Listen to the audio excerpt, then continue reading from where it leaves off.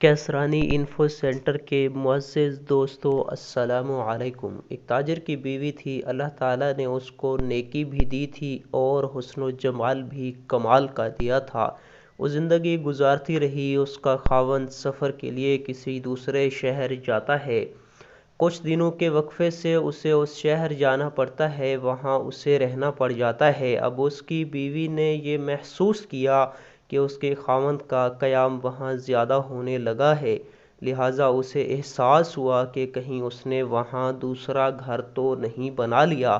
چنانچہ اس نے اپنی اعتماد والی ایک خادمہ سے کہا کہ تم اس کے پیچھے جاؤ اور دوسرے شہر میں جہاں رہتا ہے وہاں ہمسایوں سے جا کر معلومات حاصل کرو۔ جب اس نے وہاں سے معلومات لیں تو پتہ چلا کہ چونکہ اسے وہاں 10-15 دن رہنا ہوتا تھا، اس لیے اس نے وہیں کسی عورت سے نکاح کر لیا تھا اور اسے ایک گھر بھی لے کر دیا تھا جہاں وہ جا کر رہتا تھا۔ گناہ نہیں تھا، البتہ اس نے دوسرا نکاح کر لیا تھا۔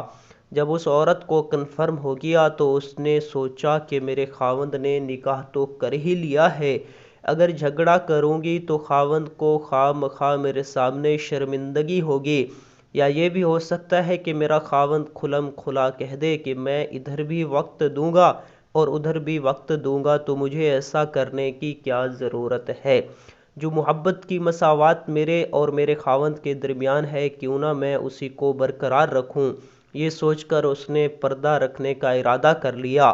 چنانچہ وہ اپنے خاوند کے ساتھ اسی محبت کے ساتھ رہتی رہی، حالانکہ اسے یقین تھا کہ جب یہ دوسرے شہر میں کاروبار کے لیے جاتا ہے تو وہاں اس کی دوسری بیوی بھی موجود ہے۔ اللہ کی شان کے کچھ مہینوں کے بعد خاوند کی وفات ہو گئی۔ جب خاوند کی وفات ہوئی تو اس کا جتنا سرمایہ تھا وہ سارے کا سارا اسی بیوی کے پاس تھا۔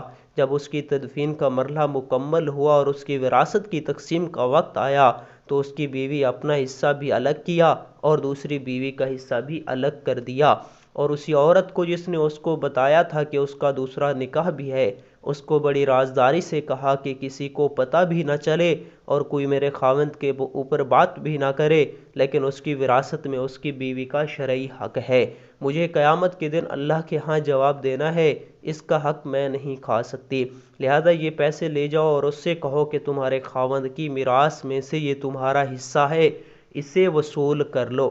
وہ عورت وہ رقم لے کر خاوند کے پاس گئی، وہ کافی ساری رقم تھی۔ اس نے جا کر اس سے بات کی کہ اس کے خاوند کی وفات ہو گئی ہے اور اس کی بیوی نے اس کی وراثت میں سے تمہارا حصہ نکالا ہے، کیونکہ تم بھی آخر اس کی بیوی ہو۔ وہ اگر تمہارا حق کھائے گی تو وہ قیامت کے دن اللہ کو کیا جواب دے گی؟ لوگوں کو تو پتہ نہیں مگر اللہ تو جانتا ہے، لہذا تم یہ اپنا حصہ وصول کر لو۔ اس عورت نے وہ رقم پکڑ کر کہا کہ اللہ اس کا بھلا کرے، وہ کتنی خوش نصیب عورت ہے، وہ کتنی اچھی عورت ہے جس نے میرا خیال رکھا۔